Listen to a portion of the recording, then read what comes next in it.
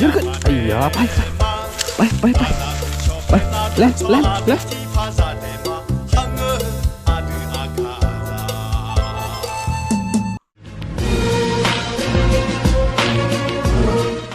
สบายดีแล้วก็สวัสดีทุกคนยินดีต้อนรับเข้าสู่ช่องอาคาน้อ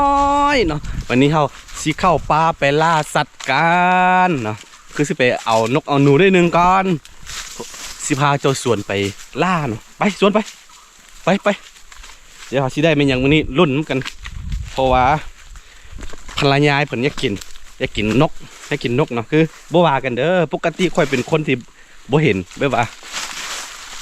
เห็นเลือดบ่ได้นะเนาะถ้าว่าเห็นเลือดมันจะวินหัวแต่ว่าก็มีคนไปนำเขาเป็นเพียงตากล้องซื้อ เป็นเพียงมือกล้องซื้อโอเคไปสวนไปตามธรรมเนียมแล้วเนาะเวลาเมียถือพาเขาสิบ่ฆ่าสัตว์บ่ฆ่าบ่เฮ็ดไม่อย่างนั้นนะอาคารเนาะโอเคไปเลยมาสวนมาสวนอลุยืนขึ้นอ้ยยืนขึ้นยืนขึ้นไอ้ยาไปเล่น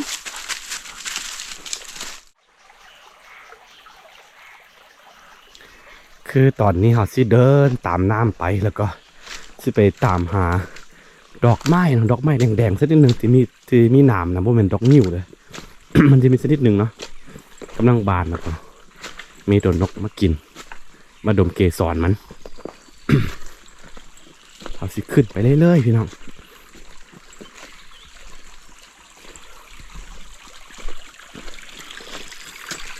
บรรยากาศอยู่ภูอยู่ป่าก็สิประมาณนี้เด้ออาสิบ่ได้ว่าแห้งนะเดี๋ยวสิรบกวนสัตว์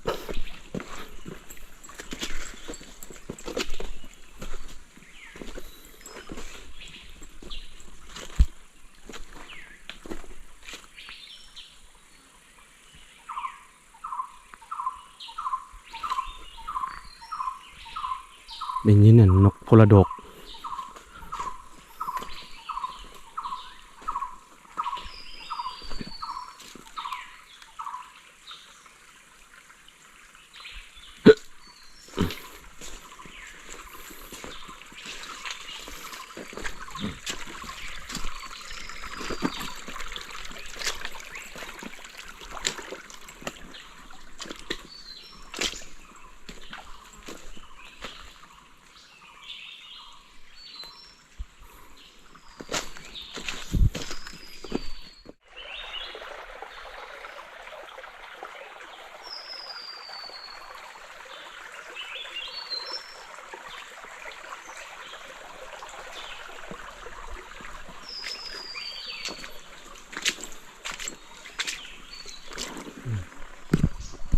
บ่แน่ใจว่ามันเป็นสัตว์ประเภทใด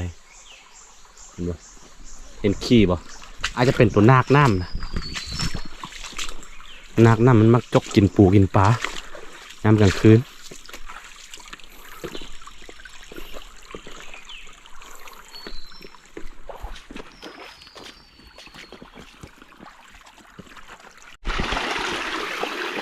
สงสัยมือนี่บ่แม่นมือของเขารู้สึกว่าฝนจะตกมาพี่น้องเอ้ย100 วันพันปีบ่เห็นตกมันนี่สิตกมาละมืดไปเห็นบ่มืดไปหมดเลยฝนใช่ไหมฝนต้นหับนอขม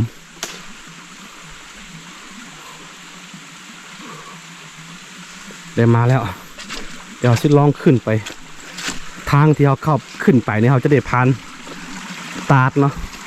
จะได้ผ่านน้ำตกมาอย่างสูงๆนะขึ้นไปจะมีอันไม่อย่างดอกไม้ปลากำลังบานแดงเลยนี่เขาฮอตตาดละถ้าไผ่เคยเบิ่งคลิปเก่าๆเขาจะเห็น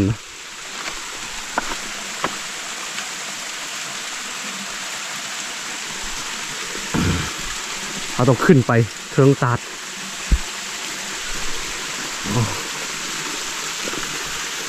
นำซ้ายฝ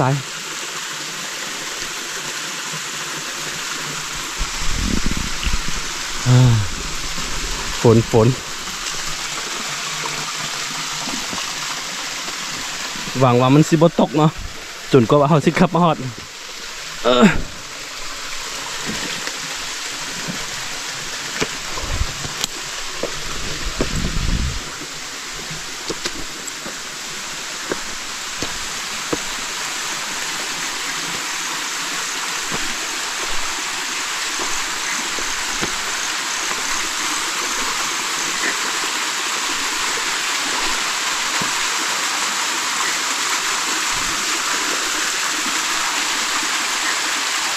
เอาสิขึ้นไปพูน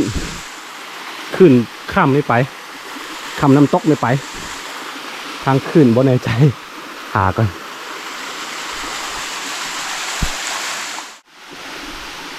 ตอนนี้ได้ขึ้นมาถึงน้ำตกเป็นที่เรียบร้อยแล้วพี่น้องนี่ค่อนข้างสูงขึ้นกันเป็นสั้นขึ้นไป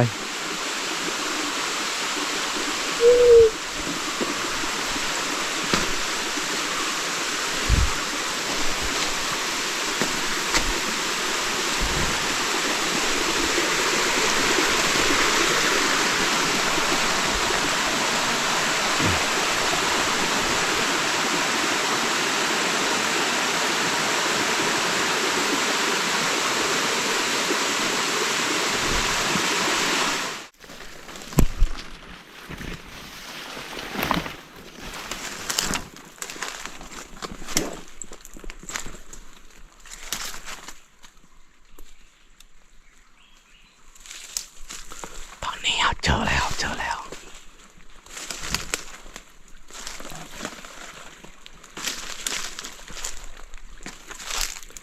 เจอ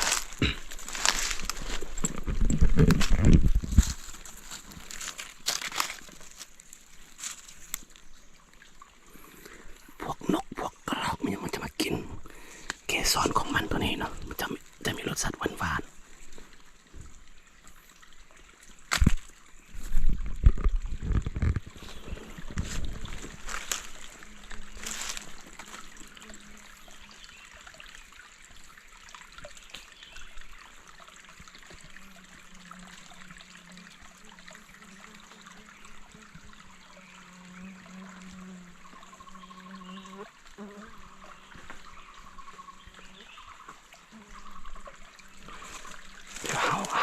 จุดดีๆแล้วก็สิยิงมัน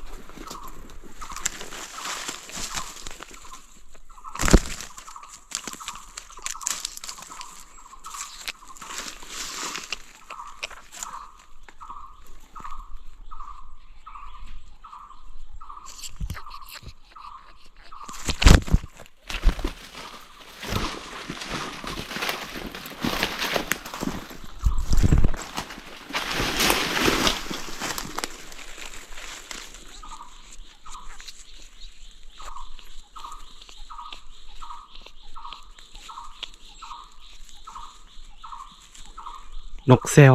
พี่น้องอนุญาตเด้อเขาก็มาหากินบ่ว่ากันเนาะ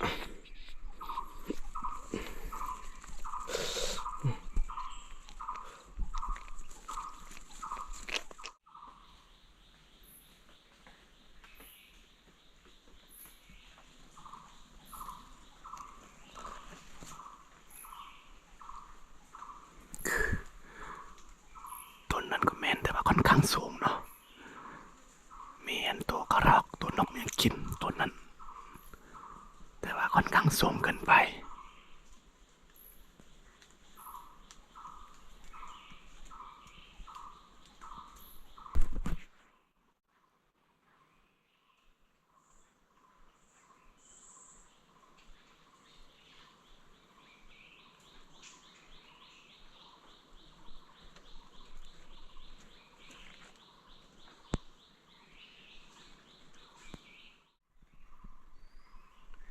คือตอนนี้บักส่วนหนีกลับปะเอา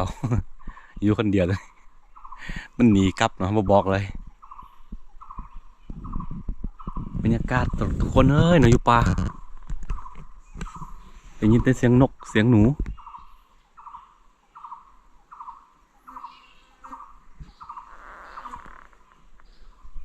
ส่วนหลายจะเป็นนกมันนั้นนกพลโดกสดิดน้อยเนาะนี่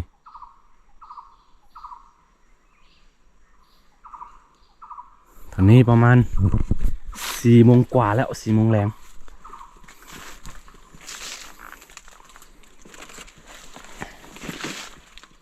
มีตัวกระแตมากินหลายแต่ว่าสูงกันนะบ่ถึง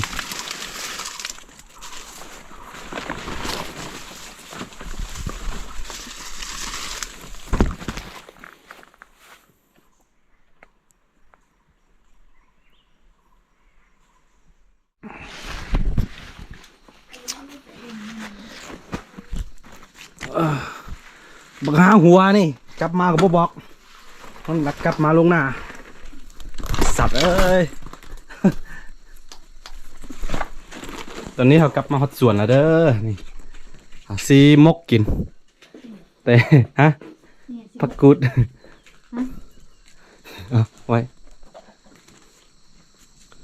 บักหาหัวนี่กลับมากับบ่บอกเอาส่วน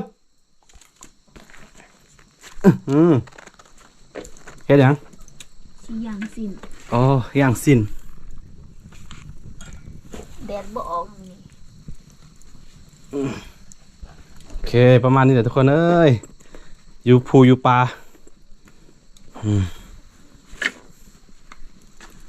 เดี๋ยวซีมกอันนั้นนี่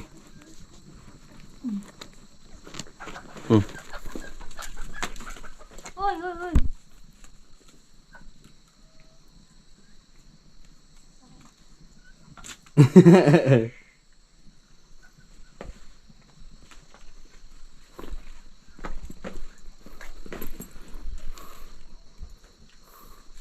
วันนี้เขานอนสวนนะไอ้สวนเอาไอ้สวนโอเคทุกคนประมาณนี้เด้อนะหาอยู่หากินว่าหาก็ไม่ได้กินพี่น้องเอ้ยเมื่อย ค่อนข้างสูงพดและกะมันบ่ถึงสูงต้นไม้มักต้นอันตัวมีหนามแล้วมีดอกกันโอเคไปเจอกันใหม่ในคลิปหน้าทุกคน